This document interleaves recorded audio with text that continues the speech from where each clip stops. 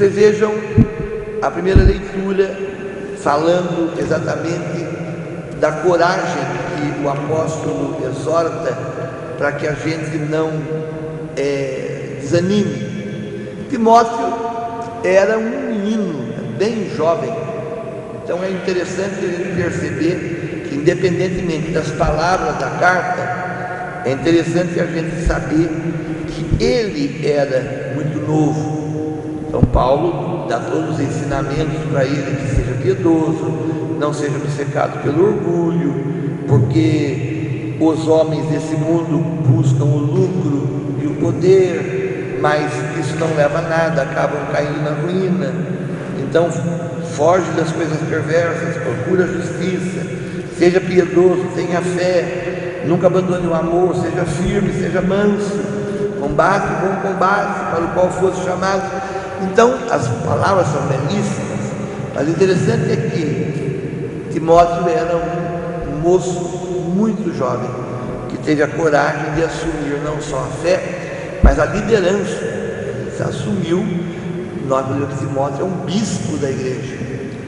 Depois vocês veem no Salmo responsorial dizendo: felizes os humildes, os pequenos, porque deles é o reino dos céus.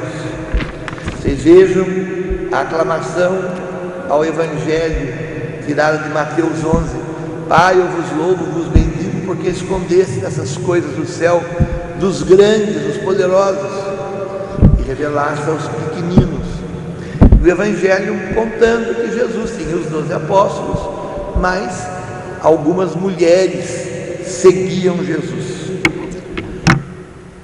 Timóteo jovem, os pequenos e humildes, as mulheres, a mulher, o jovem, a criança, no tempo de Jesus, não eram consideradas pessoas importantes, não eram consideradas pessoas de valor, eram pessoas simples. E, no entanto, foi com eles que Jesus mais se demorou, porque foram exatamente os pequenos que tiveram tempo e disponibilidade para seguir Jesus. Isso acontece até hoje. Se vocês olharem bem, até nós que não somos ricos nem poderosos, senão eles não estavam aqui. Nós, quando estamos bem, quando tudo vai bem, existe em nós como que uma acomodação na fé.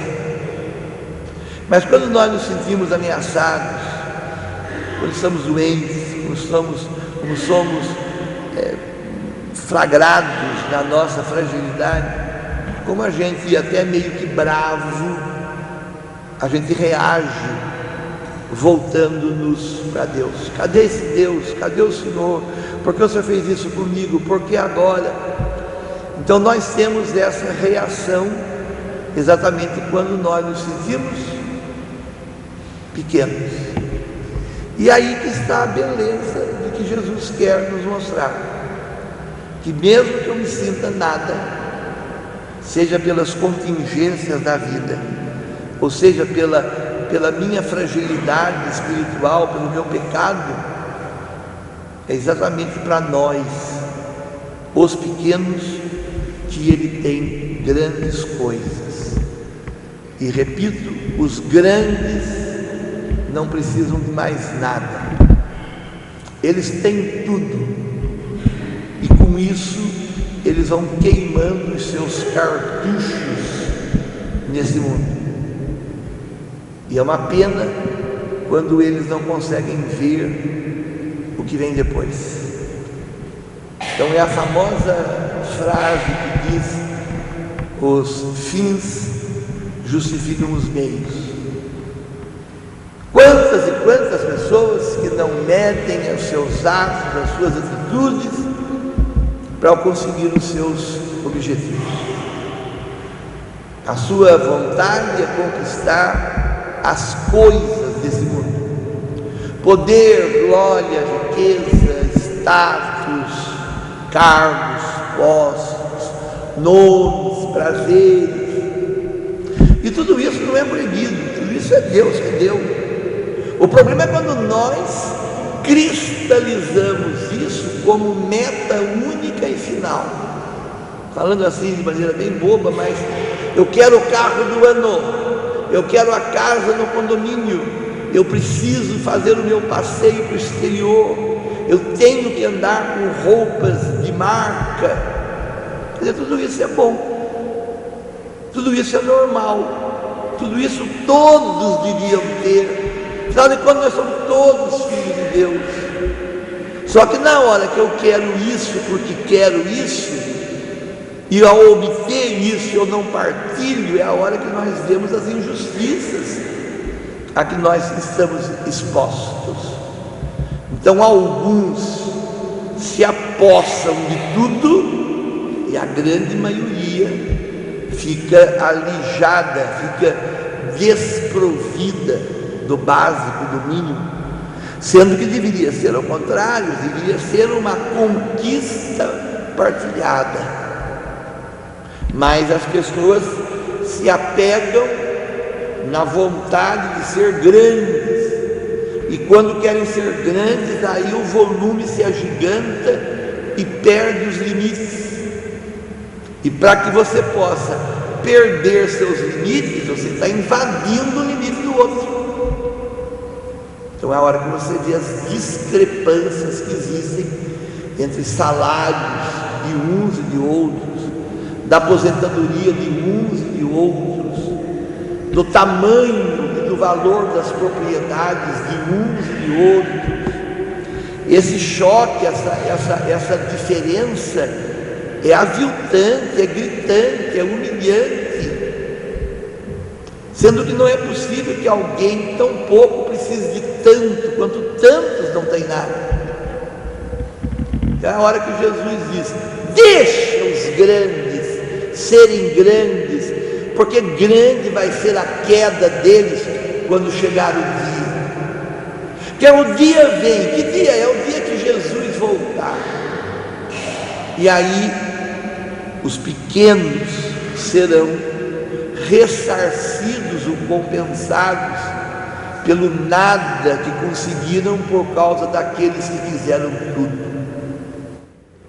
Agora, quantos que são ricos e partilham, que se fazem pequenos na sua preocupação com o outro, e ao mesmo tempo, quantos que não têm nada, que não são nada, mas se tornam arrogantes, se tornam grandes na sua prepotência, na sua revolta, na sua violência. Então o pobre vai ser premiado por Deus, mas desde que ele não assalte, desde que ele não agrida, desde que ele não roube, desde que ele, em nome da justiça ou das mágoas pessoais, acabem prejudicando muitas vezes o outro pobre. Isso é perigoso que eu vou falar, ainda mais que a televisão está televisionando e vai para o ar qualquer dia. Mas quando você fala em greve, que é um direito do pobre, é direito do que sofre, mas ao fazer greve, você deixa o irmão sem ônibus, você deixa o irmão sem hospital, você deixa a criança sem escola. Recentemente em São Paulo, os defuntos se acumulando nas salas de visita das casas, porque não tinha serviço funerário. Tem alguma coisa errada aí. Então é o pequeno querendo ser grande em cima do nada de quem não é nada, enquanto os grandes não estão nem aí, porque não precisam de nossos hospitais, não precisam do nosso ônibus, não precisam dos nossos necrotérios. Então não é o fato de ser grande que é mal e ser pequeno que é bom, é quando nós não vemos a meta a que nos propomos e ao chegar nessa meta machucamos o outro. E quando nós falamos de machucar, não é só machucar o pobre, o marido que trai, ele machuca uma mulher e os filhos. A mulher que, quando tem uma atitude de violência dentro de casa, que não bate, mas não faz a comida, não põe um sorriso, não arruma uma cama, não abre a porta do quarto, põe uma cara de birra, como eu sempre digo, como eu estou cansado de ver.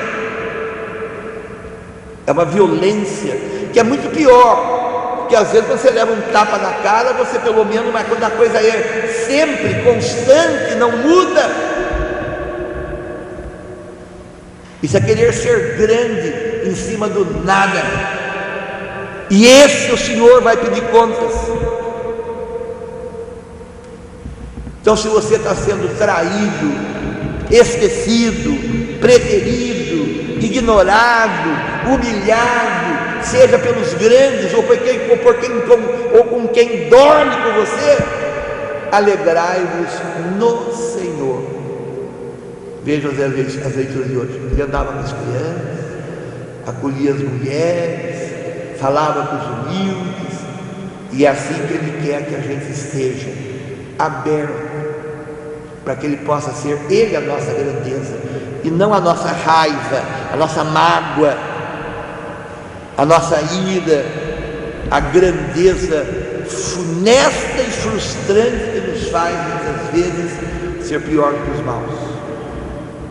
Se você está sofrendo, coloque-se no Senhor, Ele fará a justiça, Ele tomará a nossa vingança, Ele nos dará um prêmio. E eu sempre digo que pode ser até que nem seja desse mundo, mas o que é esse mundo? Isso passa. O importante é que Ele nos dará o céu. Louvado seja o nosso Senhor Jesus.